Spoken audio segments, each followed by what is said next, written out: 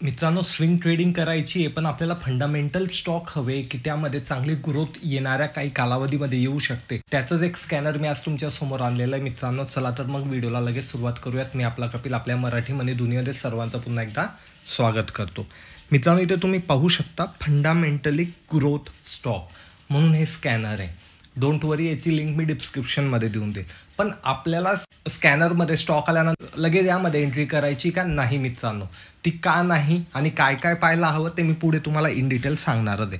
सर्वात महत्त्वाची गोष्ट, आपल्याकडे फंडामेंटल स्टॉक ॲनालिसिसवर एक इन डिटेल व्हिडिओ आहे की प्रत्येक रेशो आपण त्यामध्ये समजवलेला आहे मित्रांनो. इन डिटेल 20-25 मिनिटाचा व्हिडिओ आहे. डिटेल कन्सेप्ट समजवलेली आहे, कोणकोणत्या गोष्टी पाहायला हव्या, कोणकोणत्या गोष्टीचं महत्त्व काय, कोणकोणत्या गोष्टीपासून काय इम्पॅक्ट पडतो, ह्या सर्व गोष्टी त्यामध्ये समजवलेल्या आहे मित्रांनो. त्याची लिंक मी डिस्क्रिप्शनमध्येही देऊन देईल, आय बटनला देईल. तो नक्की पहा तुम्ही, तेव्हाच तुम्हाला समजेल की आपल्याला फंडामेंटली जेव्हा आपण स्टॉक सिलेक्ट करतो आपल्याला कोणकोणत्या गोष्टी पाहणं गरजेचं आहे. सेकंड गोष्ट आहे मित्रांनो की फंडामेंटली स्टॉक आपण जेव्हाही पाहतो ना, तेव्हा आपण स्विंग ट्रेडिंगसाठी करतो, तर याचा कालावधी कमीत कमी 3 ते 6 किंवा 1 वर्षासाठी आपण हे घेऊ शकतो. आणि मित्रांनो, जेव्हाही हे स्टॉक आपण पाहतोय ना, तर मार्केट क्लोज झाल्यानंतरच आपल्याला यांना ॲनालिस करायचं. लाईव्ह मार्केटमध्ये आपण ॲनालिस करायचं नाही, कारण आपण जेव्हा लॉंग पिरियडचा विचार करतो मित्रांनो, तेव्हा आपल्याला नेहमी मोठी टाईम फ्रेम हवी आहे. आणि मार्केट क्लोज झाल्यानंतर केलं तर तुम्हाला करंटली सिच्युएशनची पण ॲक्युरेसी इथे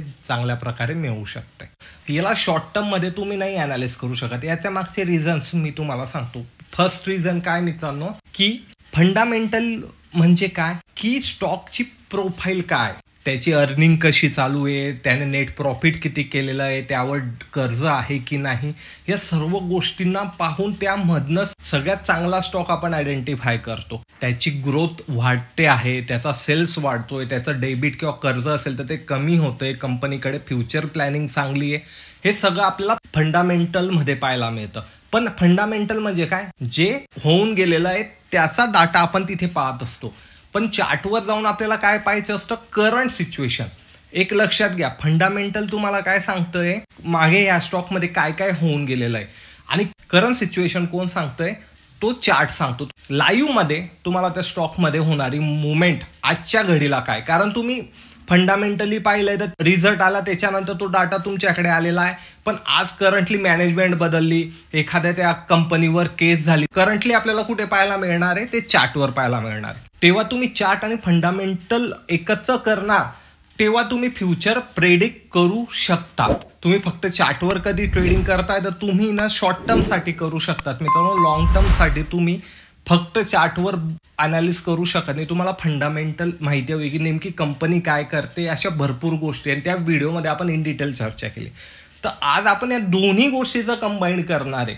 म्हणून काय, फंडामेंटल म्हणजे प्रिव्हियस टायमाला त्या कंपनीचा इतिहास काय होता, ती कंपनीने कशा प्रकारे ग्रोथ केलेली आहे, लाईव्ह चार्टमध्ये आपल्याला ती कंपनी कशी दिसते, या दोन्हींचं कॉम्बिनेशन करून आपण त्याचं फ्युचर प्रेडिक्ट करून त्या स्टॉकमध्ये एंट्री करू शकतो. तर हिच्यात मार्केट कॅप आहे, सेल, नेट प्रॉफिट आहे, अर्निंग पर रेशो पण आहे, डिव्हिडंड पण आहे. कारण आपण तेव्हा लॉंग पिरियडसाठी घेतो तर आपल्याला डिव्हिडंड पण यामध्ये मस्ट असणं गरजेचं आहे मित्रांनो, की डिव्हिडंडद्वारे पण आपला या ठिकाणी अर्निंग व्हायला हवी. त्यानंतर नेट सेल आहे, इयर पी रेशो आहे, ह्या सर्व गोष्टी आपण यामध्ये इन्क्लूड केलेल्या आहे मित्रांनो.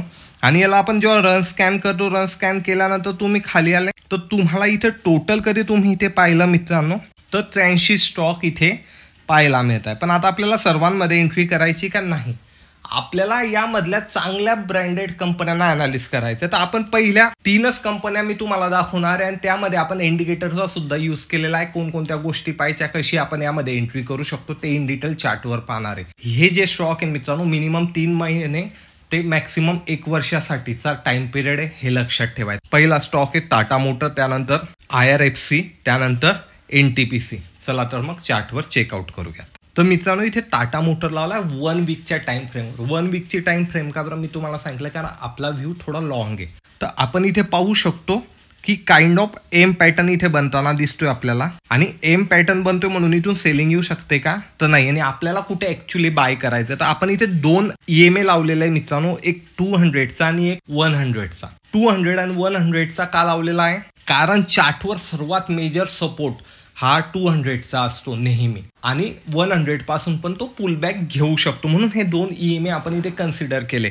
कधी याच्या वर आहे तर हा बाईंगमध्ये, याच्या कधी खाली ट्रेड करायला लागेल तर हा डाऊन फॉलमध्ये जोपर्यंत तो 200ला क्रॉस करत नाही. कलर कोणता आहे? 100चा ब्लॅक आहे, 200चा ब्ल्यू आहे. ओके. कधी आता तुम्ही पाहिलं तर तुम्हाला काइंड ऑफ एम पॅटर्न दिसत असेल, पण तुम्ही कधी अजून नीट पाहिलं तर इथे तुम्हाला आहे ना एक सपोर्ट दिसतोय वीकमध्ये आणि काइंड ऑफ तो त्या सपोर्ट जवळ आला. आता इथून पुलबॅक घेऊन कधी त्याने हाय ब्रेक केलं तर तुम्हाला मोमेंटम पाहायला मिळेल. पण परफेक्ट एंट्रीसाठी आपण 1 डे टाइम फ्रेमवर जाऊयात. आणि इथे आपण जेव्हा 1 डे टाइम फ्रेमवर आलो तर आपल्याला इथे पाहायला मिळतंय जेव्हाही तो 200च्या आसपास येतो तर तिथून तो बाउन्स बॅक घेतो. तुम्ही इथून पाहू शकता, इथून एक मोठी रॅली तुम्हाला पाहायला मिळाली आणि 200च्या आसपास तो लवकर येणार नाही. इथे जसं क्रॉसओव्हर झालं तर कंटिन्यू तो वरच्या साईडला होता. तर हे लक्षात ठेवायचं आहे. तर जेव्हाही तो 200 पर्यंत येईल तर तुमचं सर्वात पहिलं टार्गेट 100चं राहील. 100ला क्रॉस करतोय तर तुम्ही त्याला ट्रेल करू शकता. आता मिनिमम तुम्हाला टाइम पिरियड सांगितलाय, पण त्याच्या आधी कधी तुमचा रिस्क टू रिवॉर्ड आणि प्रॉफिट तुम्हाला योग्य वाटत असेल तर तुम्ही काढू शकता. टाटा मोटर एक चांगला स्टॉक आहे, फंडामेंटली चांगलं आहे. आपण त्यामध्ये प्राइस ॲक्शन इन्क्लूड का करतो? बिकॉज तुम्ही कुठे घेतात ना त्यानुसार तुमचा प्रॉफिट आहे. जितका तुम्ही डाऊनला किंवा तितका तिथे परफेक्ट एंट्री करणार आहे तर तिथून कधी तुमचा रिस्क टू रिवॉर्ड पाहिला तर खूप छान होऊ शकतो. तर आता रिस्क टू रिवॉर्डसाठी आपण 200चा EMAला इथे कन्सिडर करतोय मित्रांनो. जेव्हाही 200च्या EMA जवळ येईल किंवा त्याला काइंड ऑफ या टाईपची कधी कॅन्डल बनली तिथे तरीही तो आपल्या फार उपयोगाचा आहे. आता दुसरा कोणता स्टॉक होता मित्रांनो आपला, तर तो होता मित्रांनो IRFC. आणि IRFCला पण तुम्ही सिमिलर पाहू शकता, तो खालच्या साईडला येतोय. तर आपल्याला वेट करायचं आहे 200चा. 200च्या खाली 1 डेची कॅन्डल क्लोज झाली तर आपण इथे स्टॉप लॉस घेऊ शकतो. आणि तुम्ही परत सिमिलर इथून पाहू शकता की जेव्हाही 200 जवळ आलेला आहे तिथून बाउन्स बॅक घेतलेला आणि तो 100 जवळ पण आल्यावरही त्याने बाउन्स बॅक घेतलेला. आता फर्स्ट टाइम त्याने 100ला इथे ब्रेक केलेलं आहे. तर हे लक्षात ठेवायचं, 200 एकदम परफेक्ट एंट्री आहे. का? सर हे तर डाऊन फॉलमध्ये आहे आणि तरी तुम्ही सांगताय की आपण इथे एंट्री करू शकतो. मित्रांनो, इन्व्हेस्टमेंटचा एक गोल्डन रूल आहे, invest to red, enjoy the green. म्हणजे जेव्हाही स्टॉक हा डाऊन फॉलमध्ये किंवा एक स्ट्रॉंग सपोर्टवर आला तेव्हा आपण कधी त्यामध्ये इन्व्हेस्टमेंट केली तर तेव्हाही तोची रॅली अप साईडला जाईल, तेव्हा आपण ते एन्जॉय करू शकतो. कारण आपल्याला मोमेंटम हवी आणि लॉंग टर्मसाठी हवी. तर मग आपण हायर प्राइसला घेतल्यानंतर तो किती वर जाऊ शकतो हे आपण प्रेडिक्ट नाही करू शकत. म्हणूनच मित्रांनो आपण फंडामेंटली पाहिलेलं आहे, फंडामेंटली स्टॉक चांगला आहे. आपल्याला आता फक्त प्राइस ॲक्शन मध्ये आपल्याला स्पेसिफिक आपण एंट्री कुठे घेऊ शकतो एवढंच पाहायचं आहे. कारण फंडामेंटली स्टॉक चांगला आहे, डिव्हिडंड पण मिळणार आहे, PE रेशो चांगला आहे, अर्निंग ग्रोथ चांगली, सर्व काही स्टॉकमध्ये चांगलं आहे. पण आपल्याला करंटली चार्टवरनं फक्त एंट्री डिफाईन करायची. मग एंट्री मला सांगा, मी कुठे रँडमली मध्ये घेतली तर मला चांगला रिस्क टू रिवॉर्ड मिळणार आहे का? कधी सपोज जस्ट एक्झाम्पल मी इथे कुठेतरी एंट्री घेतली, स्टॉक खाली आला, मी त्याला कंटिन्यू करू शकेल का? मला तर लॉस दिसतोय. पण कधी मी काइंड ऑफ या ठिकाणी 200च्या इथे आसपास एंट्री केली तर माझी एंट्री परफेक्ट होते. आपण फक्त चार्टवर एंट्री परफेक्ट कुठे करू शकतो ते पाहणार आहे. हां, कधी स्टॉक अप ट्रेंडमध्ये असता तर आपण हाय क्रॉस होण्याचा वेट केला असता इथे, कारण आपण मध्ये कुठेही एंट्री करणार नाही. एकटा आपण लोला करू, नाही तर तो रिसेंट जो हाय त्याला क्रॉस करतो तर तेव्हा करणार आहे. रँडमली मध्ये आपण कुठेही एंट्री करणार नाही. हे मी इंट्राडेमध्ये पण तुम्हाला नेहमी सांगतो, रँडमली आपल्याला कुठेही एंट्री करायची. दॅट्स वाय आपण चार्ट पाहतोय. आता शेवटचा एक स्टॉक आहे तो पाहून घेऊ, NTPC. तर पहा मित्रांनो, आता NTPC मध्ये पाहणार तुम्ही तर तुम्हाला इथे परफेक्ट बाउन्स बॅक दिसला, 100 पासून स्टॉक वर गेला. आता इथे काइंड ऑफ 1 डे मध्ये W पॅटर्नही बनतंय. ही नेक लेवल आहे, ही ब्रेक झाल्यावर आपली एंट्री होऊ शकते, ही ब्रेक झाल्यावर आपली एंट्री होऊ शकते. इथे कुठेच एंट्री करायची नाही. 1 डेची कॅन्डल क्लोज व्हायला हवी, क्लोज झाल्यानंतरच आपल्याला त्यामध्ये एंट्री करायची आहे. नाही तर तेव्हा तो परत 200 जवळ येईल तेव्हाच. म्हणजे आपल्या 2च ठिकाणी एंट्री होणार, एक तर 200 जवळ, नाही तर हाय क्रॉस होईल तेव्हा. That's all. साधं आणि सिम्पल आहे. टाइम पिरियड मी तुम्हाला सांगितलेला आहे. फंडामेंटली स्टॉक स्ट्रॉंग आहे मित्रांनो. आपल्याला फक्त एंट्री डिफाईन करायची आणि याच्यानुसार तुम्ही जितके स्टॉक तिथे लावलेले आहे किंवा तुम्ही जेव्हाही स्कॅन करणार आहे तेव्हा जे स्टॉक देईल त्याला तुम्ही चेकआउट करायचंय. दुसरी गोष्ट, सगळ्यांमध्ये एंट्री करायची का नाही, त्यातल्या त्यात निफ्टी 50 मधले काही स्टॉक तुम्हाला पाहायला मिळाले तर तिच्यामध्ये तुम्ही एंट्री करू शकतात. एकदम पॅनिक वगैरे स्टॉकमध्ये आपल्याला एंट्री करायची नाहीये. अजून एक महत्त्वाची गोष्ट मित्रांनो, कधी तुमच्याकडे सर्टन अमाऊंट असेल, म्हणजे आपण एक्झाम्पल घेऊया, तुमच्याकडे 1 लाख कधी अमाऊंट आहे स्विंग ट्रेडिंगसाठी तुम्ही इन्व्हेस्टमेंट करू शकता, तर पूर्ण 1 लाख तुम्हाला एका स्टॉकमध्ये इन्व्हेस्टमेंट नाही करायचे. एक तर तुम्ही 50-50 हजारामध्ये 2 स्टॉक घेऊ शकता आणि 25-25 हजारमध्ये 4 स्टॉक घेऊ शकता. एकाच स्टॉकमध्ये फुल कॅपिटल तुम्ही या ठिकाणी अडकवायचं नाही आहे. आलंय लक्षात?